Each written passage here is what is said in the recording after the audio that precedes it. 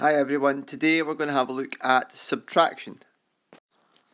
Okay, we want to find the difference between 532 and 289. Importantly, we need to make sure we align our units, tens and our hundreds column.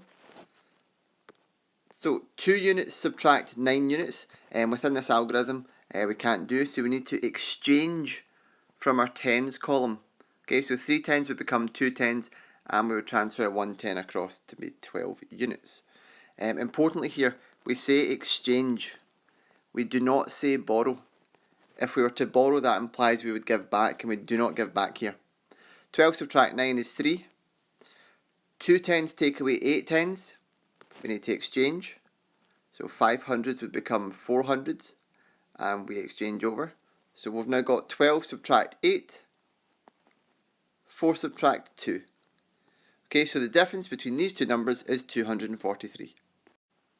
Lastly, we want to subtract 3.7 from 58. And what I've done here is I've tried to highlight maybe an error that a pupil could make where they simply count the number of digits, so this is what the calculation would look like. But importantly here, notice how my units, so I've got 8 units here, I've got 3 units here, these are not aligned, so this is incorrect.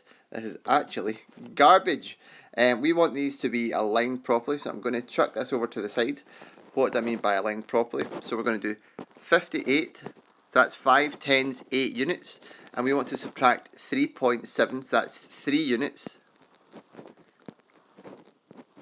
and our 7 tenths. So we're going to do a subtraction. Okay, 58 is the same as 5 tens, 8 units, and 0 tenths. We need to put that 0.0 in there for the sake of our place value to make this calculation work through.